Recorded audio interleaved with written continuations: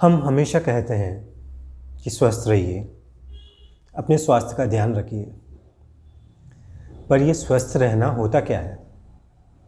ये जो शब्द है स्वस्थ रहना या हेल्दी, उसका मतलब क्या है? उसका मीनिंग क्या है? कुछ लोग इसे इस तरीके से समझते हैं कि अगर हम बीमार नहीं हैं या हमारे अंदर कोई बीमारी या किसी तरीके की कोई तकलीफ़ नहीं है तो हम स्वस्थ हैं। पर ये सिर्फ इतना ही नहीं है।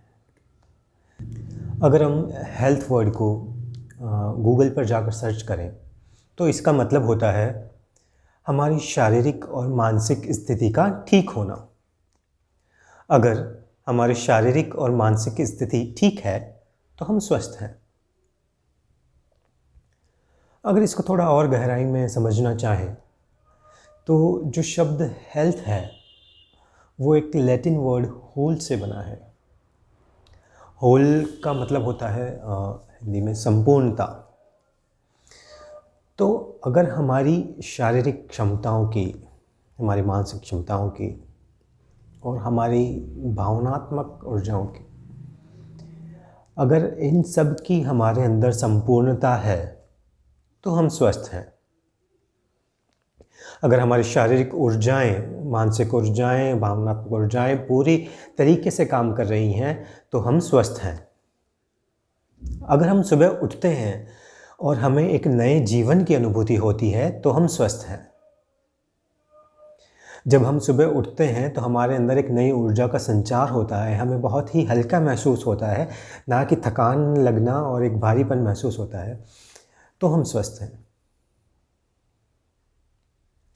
तो आइए ये समझते हैं कि स्वस्थ रहा कैसे जाए। स्वस्थ रहने के लिए हमको हमारे जीवन की जो आधारभूत चीज़ें हैं बस उन्हीं को समझने की ज़रूरत है। जैसे कि सांस लेना। सांस तो हम लोग हमेशा लेते रहते हैं, पर हम उतना गौर भी नहीं करते कि हम सांस ले रहे हैं।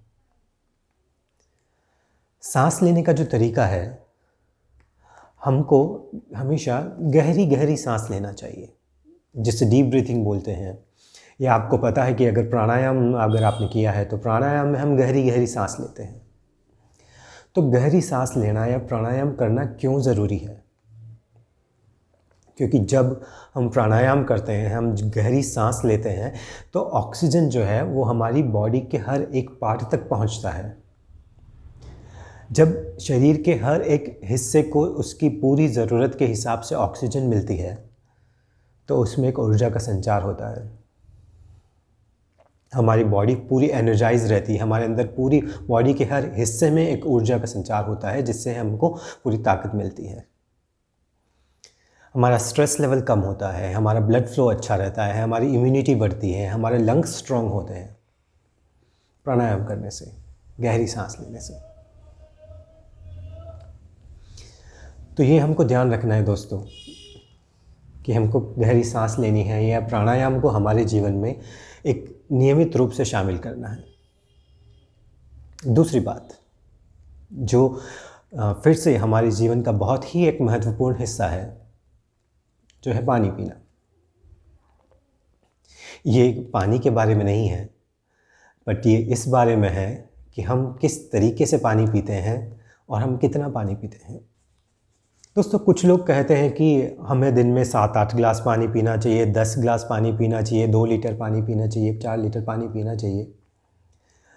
बट ऐसा कोई फ़िक्स अमाउंट नहीं है, ऐसा कोई मिनिमम नहीं है कि हमको इतना पानी पीना ही चाहिए। क्योंकि पानी की जो है वो ज़रूरत हमारे शरीर के हिसाब से है। आपकी बॉडी की, शरीर की ज़रूरत पानी के लिए अलग हो सकती है, मेरी अलग हो सकती है।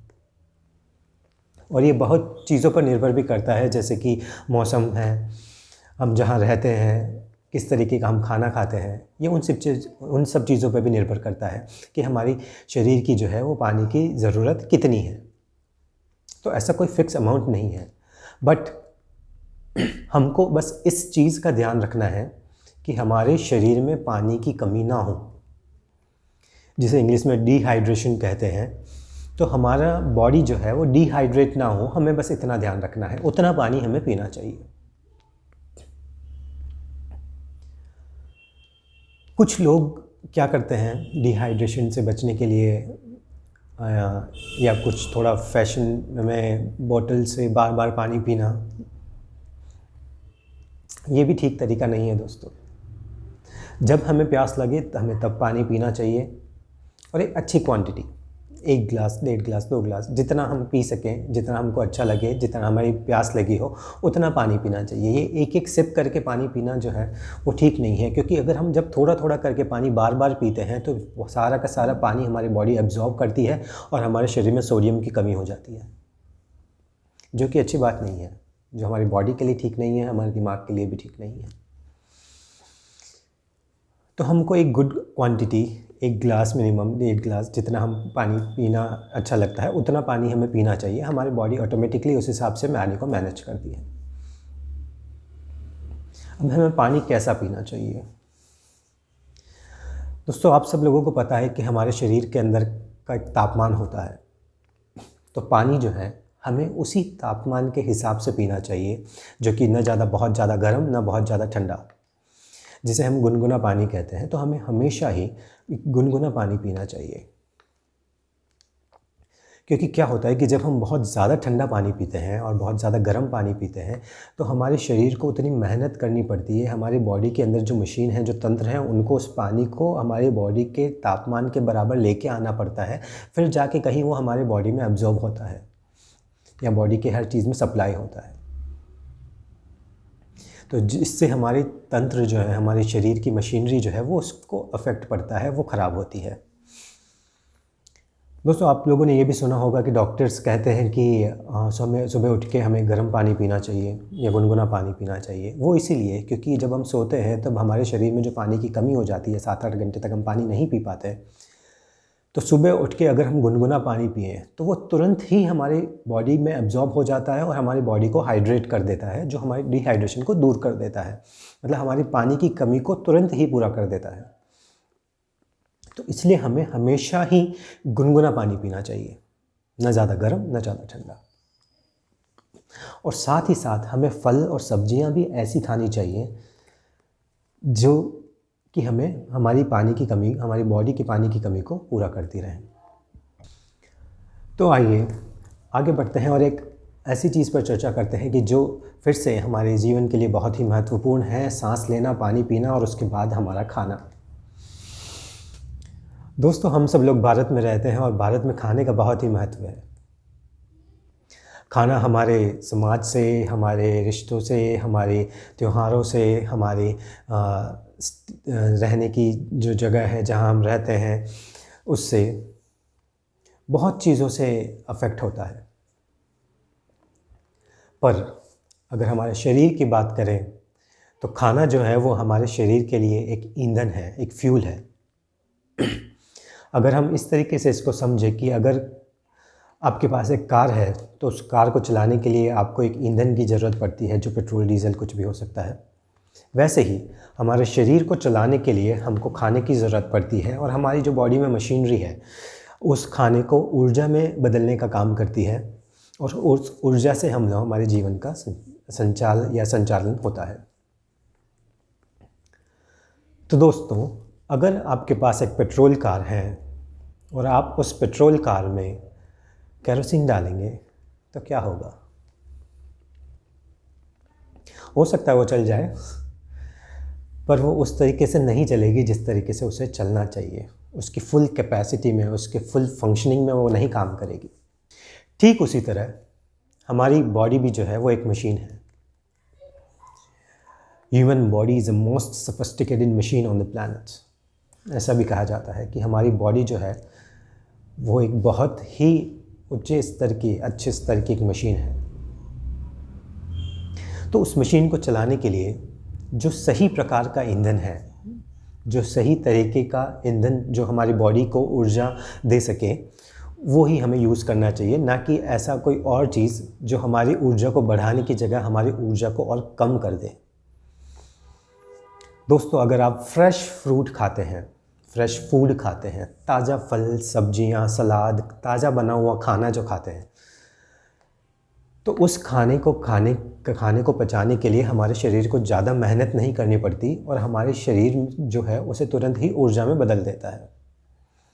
तो हमें ऊर्जावान शरीर महसूस होता है, हमारे अंदर स्फूर्ति बनी रहती है, हमारे अंदर आलस नहीं बनता। और इसके उल्टा अगर हम ऐसा खाना खाएं जैसे कि जो पैक फूड है, जो जंक फूड है, जो गरिष्ठ भोजन है, मांस मछली है या कोई भी तरीके का फूड खाना जिसे हमारी बॉडी जो है वो आसानी से नहीं पचा पाती, तो हमारी शरीर की सारी ऊर्जा उसे पचाने में लग जाती है। तो इसलिए आपने देखा होगा कि जब हम गरिष्ठ भोजन करते हैं तो हमें आलस आता है, तो वो हमारी ऊर्जा को कम करता है, हमारे शरीर को उसे बहुत मेहनत से पचाना पड़ता है। तो अगर आप इस तरीके का खाना खाएंगे तो आपके शरीर में ऊर्जा कम होगी, आपको आलस ज़्यादा आएगा, आपकी मशीनरी जो है उसमें डैमेज ज़्यादा होगा। तो दोस्तों, हमको इस चीज़ का ध्यान रखना है कि जितना भी हमारे दिन में खाने की ज़रूरत है, जितना भी हम खाना खाते हैं, उसका कम से कम 40 से 50% भाग, जी हाँ 40 से 50% भाग ताज़ा फल सब्जियां हों, ताज़ा बना हुआ खाना हो, जो रॉ फॉर्म में कच्चा जो हम बोलते हैं, ताज़ा फल सब्जियां होनी चाहिए, जिससे कि हमारे शरीर जो है आसानी से पचा सकता है, आसानी से उसे ऊर्जा में बदल सकता है। तो आइए आगे बढ़ते हैं और एक और चीज़ के बारे में डिस्कस करते हैं, जो कि है हमारी नींद, सोना। जैसे कि मैंने आपको बताया कि हमारा शरीर एक मशीन है, तो अगर मशीन है तो मशीन में रख रखाव की ज़रूरत भी पड़ती है। तो जो रख रखाव का टाइम है वो हमारे लिए नींद होता है। जब हम सोते हैं तो हमारी बॉडी अपने आप को रिपेयर करती है।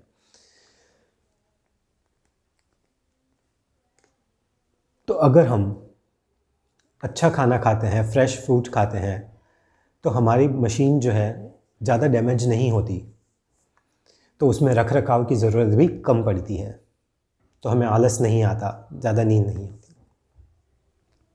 लेकिन हम जब हैवी खाना खाते हैं तो हमारे शरीर में आलस ज़्यादा होता है, हमारी बॉडी के जो पार्ट्स हैं, बॉडी में जो हमारा शरीर के तंत्र हैं वो ज़्यादा डैमेज होता है, तो उसको रख रखाव करने के लिए ज़्यादा ज़रूरत पड़ती है। तो जब हम गरिष्ठ भोजन करते हैं या जब हम ज़्यादा हैवी खाना खाते हैं या ऐसा खाना खाते हैं जो कि जंक फूड है और ये सब है, तो हमारे शरीर में नींद की ज़रूरत बढ़ जाती है, जो कि अच्छी बात नहीं है। कुछ लोग कहते हैं कि आपको मिनिमम 7 घंटे 8 घंटे सोना चाहिए, 6 घंटे सोना चाहिए, पर ये भी एक कोई फिक्स अमाउंट नहीं है, कोई साइंटिफिक फैक्ट नहीं है। नींद का जो टाइम है वो आपके शरीर की बॉडी और आपके शरीर की रिपेयर और मेंटेनेंस से डिसाइड होता है। जितनी आपको शरीर को रख रखाव की ज़्यादा ज़रूरत पड़ती है, मशीन को मेंटेनेंस की ज़रूरत ज़्यादा पड़ती है, तो उतनी आपकी नींद बढ़ जाती है।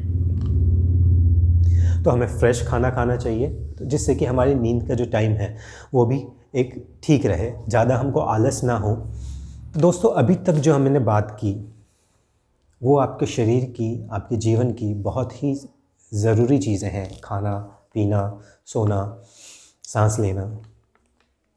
आइए अब कुछ दूसरे पहलुओं पर भी बात करते हैं, जैसे कि एक्सरसाइज करना, व्यायाम करना। एक्सरसाइज हमारे शरीर के लिए बहुत ही ज़रूरी है, ये हमारे शरीर को मजबूत बनाती है। एक्सरसाइज, व्यायाम का मतलब कोई भी व्यायाम, कोई भी शारीरिक गतिविधि, बॉडी कोई भी एक्टिविटी, फिज़िकल एक्टिविटी, जो कि आप दौड़ सकते हैं, आप वॉक कर सकते हैं, आप पहाड़ पर चढ़ सकते हैं, आप पेड़ पर चढ़ सकते हैं, आप स्विमिंग कर सकते हैं, आप योगा कर सकते हैं, आप कुछ भी कर सकते हैं, आप क्रिकेट खेलो, फुटबॉल खेल सकते हैं, कुछ भी कर सकते हैं। कोई भी शारीरिक गतिविधि हमारी शरीर के लिए ज़रूरी है, क्योंकि जब हम कोई भी व्यायाम करते हैं या कसरत करते हैं या जब हम दौड़ते हैं तो हमारी सांस किस तरीके से फूलने लगती है, हम ज़ोर ज़ोर से सांस लेने लगते हैं, हमारा लंग्स जो है वो बहुत तेज़ी से काम करने लगता है, तो वो मजबूत बनता है। हमारा हार्ट जो है वो बहुत तेज़ी से काम करने लगता है, तो हमारे हार्ट मजबूत बनता है। और जब हमारा हार्ट तेज़ी से काम करता है तो हमारे बॉडी में जो ब्लड का फ़्लो है, जो हमारे शरीर में रक्त संचार है, वो बहुत तेज़ हो जाता है, जिससे कि हमारे शरीर की सभी जगह ब्लड पहुंचता है और ऑक्सीजन पहुंचती है। हमारे शरीर की हर एक मसल्स को ऑक्सीजन और ब्लड मिलता है, तो वो उसे भी मजबूत बनाता है। तो एक्सरसाइज का, शारीरिक व्यायाम का हमारे जीवन में बहुत ही महत्व है। तो एक सप्ताह में, एक वीक में हमें मिनिमम कम से कम 150 मिनट, 150 मिनट्स जो है एक्सरसाइज करना हमारे शरीर के लिए ज़रूरी है, बहुत ज़रूरी है। तो डेली बेसिस पे अगर देखेंगे तो रोज़ हमें 20 से 30 मिनट हमको एक्सरसाइज करनी चाहिए, जिससे कि हमारी सांस फूल सके। उस लेवल तक की एक्सरसाइज हमें करनी चाहिए। तो आगे बढ़ते हैं और एक और चीज़ के बारे में आपको बताता हूँ दोस्तों, जो कि है सनलाइट, धूप। दोस्तों आजकल की जो हमारी जनरेशन है उसे हम इंडोर जनरेशन कहते हैं, कि जो घर के अंदर बंद रहने वाली जनरेशन है। हम ज़्यादा बाहर निकलना पसंद नहीं करते। हम सुबह उठते हैं, अपनी कार में बैठते हैं, ऑफिस जाते हैं, पूरा दिन एसी ऑफिस में बैठे रहते हैं, फिर शाम को कार में बैठ के घर आ जाते हैं, फिर टीवी देखते हैं, खाना खाते हैं और सो जाते हैं। तो हमारी इस दिनचर्या में बाहर निकलना और धूप लेना कहीं है ही नहीं। और दोस्तों अगर धूप को हम समझें तो आदिकाल से धूप को एक औषधि के रूप में माना जाता है। कहते हैं कि धूप से किसी भी तरह की बीमारी का इलाज हो सकता है। धूप हमें विटामिन डी देती है और कोई तरीका नहीं है विटामिन डी लेने का। और वो विटामिन डी जो है हमारी बॉडी की बहुत ज़रूरी चीज़ों में से एक है। अगर विटामिन डी नहीं होगा तो हमारी हड्डियाँ कमज़ोर हो जाएंगी, क्योंकि विटामिन डी से ही जो कैल्शियम है वो एब्जॉर्ब होता है। तो धूप लेना हमारी बॉडी की एक ज़रूरत है और स्वस्थ रहने के लिए ये बहुत ज़्यादा ज़रूरी है। और दोस्तों सुबह उठकर जब हम उगते हुए सूरज की तरफ देखते हैं तो हमारी आंखों की रोशनी बढ़ती है, हमारे दिमाग में नए न्यूरॉन्स पैदा होते हैं, जिससे कि हमारी स्मरण शक्ति बढ़ती है, दिमाग तेज़ी से काम करता है, हमारा स्ट्रेस लेवल कम होता है। तो धूप हम लेने हमारे शरीर के लिए एक ज़रूरी चीज़ है और हमें नियमित रूप से धूप लेनी चाहिए। तो अभी तक जो चीज़ें हमने डिस्कस करी हैं, 6 चीज़ें मैंने आपको बताई हैं, जो कि हैं सांस लेना, पानी पीना, खाना खाना, सोना, एक्सरसाइज करना और धूप लेना। अब एक आखिरी चीज़ जो कि आखिरी है पर बहुत ज़रूरी है।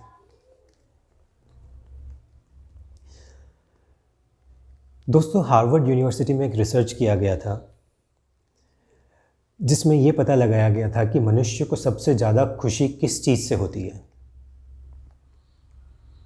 दोस्तों वो पैसा नहीं है, वो स्टेटस नहीं है। मनुष्य को सबसे ज़्यादा खुशी जो कोई चीज़ देती है तो वो है रिश्ते, गुड रिलेशंस। अच्छे रिश्ते मनुष्य को सबसे ज़्यादा खुशी देते हैं। तो दोस्तों हमें ये ध्यान रखना है कि हमारे रिश्ते जो हैं, हमारे समाज के साथ, हमारे अपनों के साथ, हमारे दोस्तों के साथ जो अच्छे रिश्ते बने रहें, क्योंकि रिश्ते अच्छे बने रहेंगे तो वो हमें खुशी देंगे, और हम खुश रहेंगे तो हम स्वस्थ रहेंगे। आप समाज से जुड़े, आप प्रकृति से जुड़े, आप प्रकृति का ध्यान रखेंगे दोस्तों तो प्रकृति भी आपका ध्यान रखेगी।